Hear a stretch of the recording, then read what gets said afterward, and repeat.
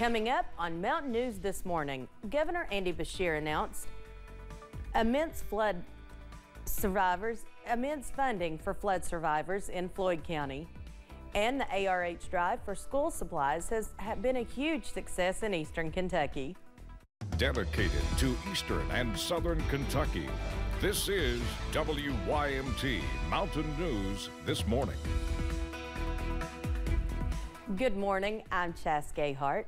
It is 5:32 on Friday, July 28th.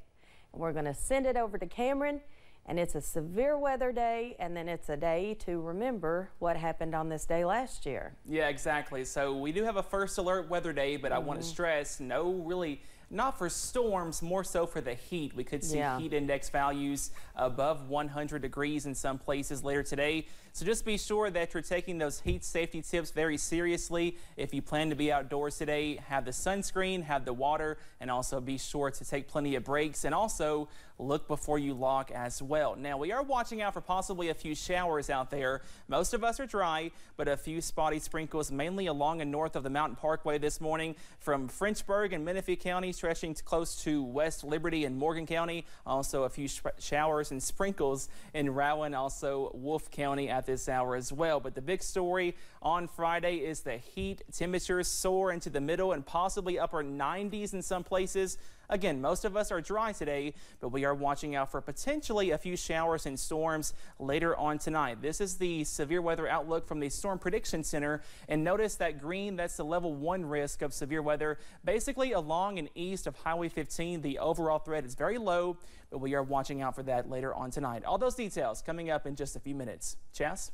Thanks, Cameron. Well, today makes 1 year since the creeks rose, much was lost, and recovery felt distant. And as one local farmer reflects on that grim day, she says the creek she loved so much washed much of what she loved away.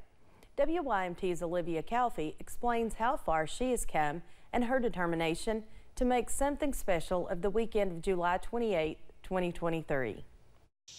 I find God in the creeks, in the dirt, in the hills. That's where I find my peace.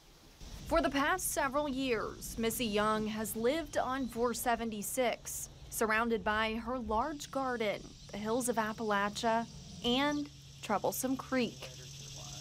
We flood twice a year on Troublesome religiously, every spring, every fall. But on July 28, 2022, the creek she loved so much rose higher than ever before. It was just devastation. My neighbor's home was laying in what was my melon patch.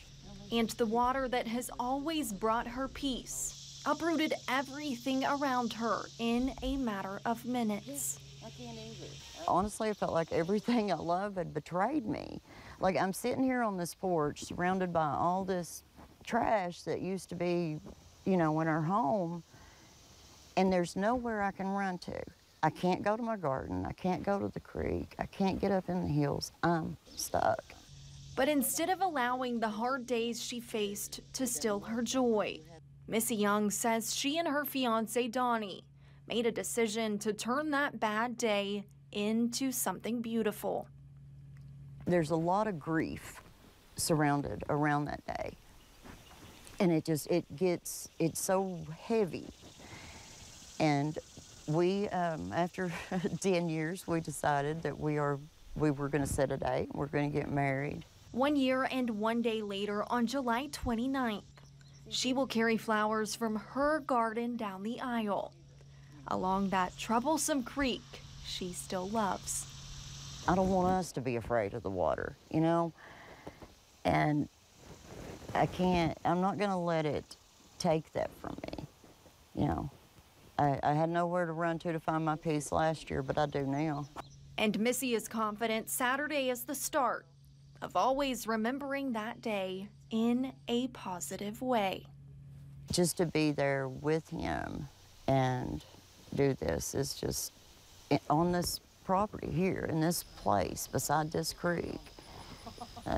It's a beautiful thing, man. In Perry County, Olivia Calfee, WYMT Mountain News. Missy says every year on this weekend of the flood anniversary, they will always get to celebrate another year together. And the end of July felt right after all that they have gone through together this year. And Governor Beshear announced yesterday that Floyd County would receive $2 million in grant funding for the purchase of 2 pieces of property. These properties will include more than 30 homes for flood survivors. State Representative Ashley Tackett Lafferty says it is important to develop these sites and keep folks close to home. We know that recovery is a long road, but we're very glad today that we are making strides, and the announcement of this investment today is just another major commitment to trying to rebuild Eastern Kentucky after the floods. Governor Beshear says this is yet another investment into rebuilding Eastern Kentucky after the flooding.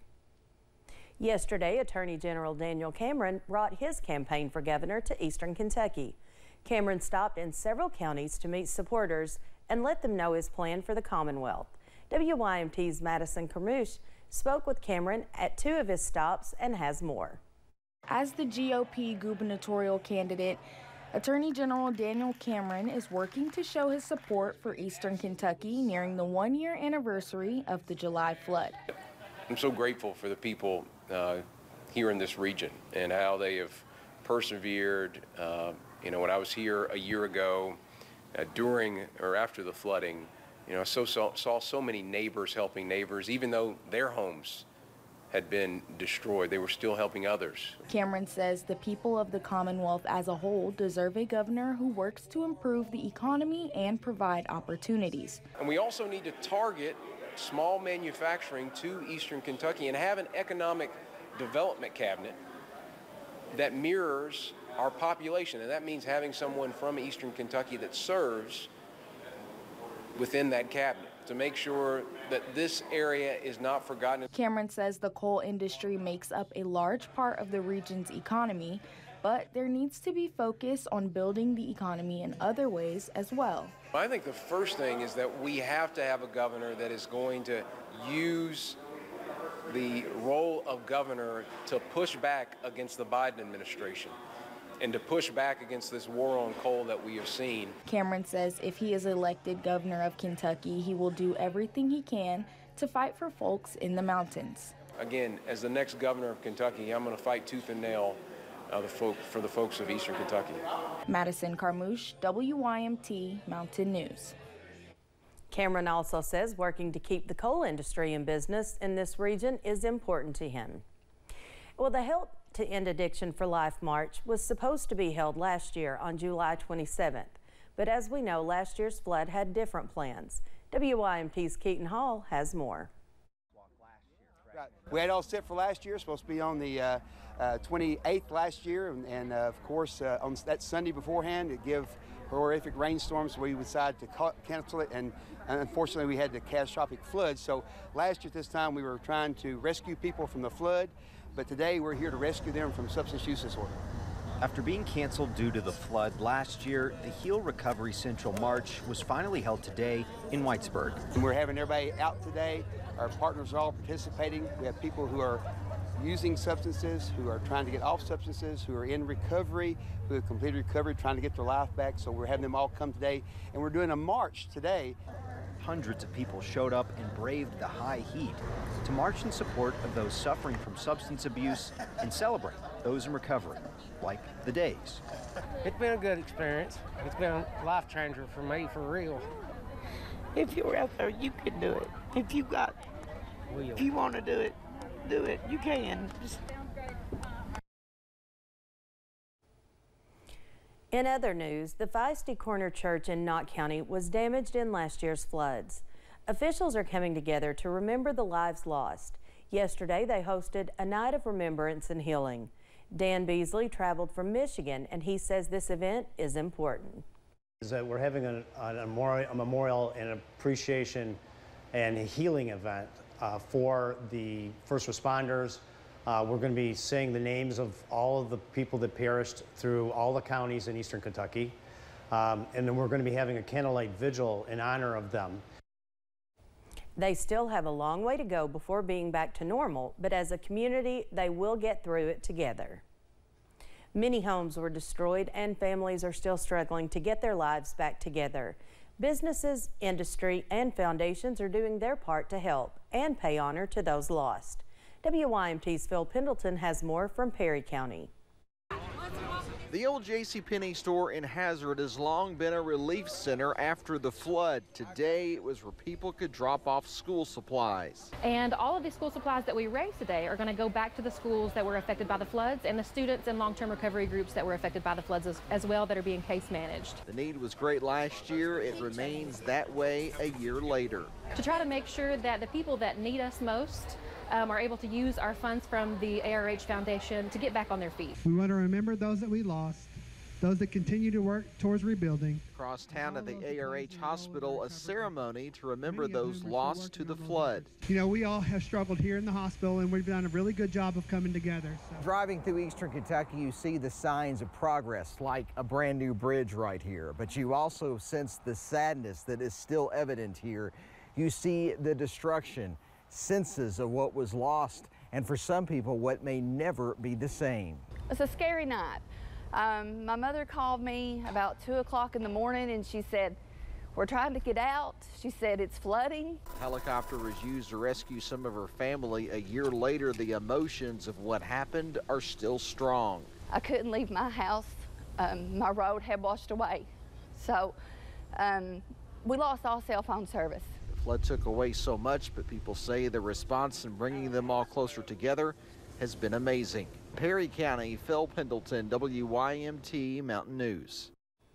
ARH officials say they have raised $1.3 million for flood relief in the region.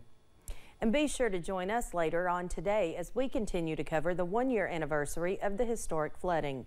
And we will debut our documentary, Faces of the Flood, tonight at 7 on WYMT. Coming up, Snoop Dogg makes a generous donation to someone in need after hearing their story. Plus, we are watching out for spotty storm chances and warm temperatures on this first alert weather day. All those details coming up next.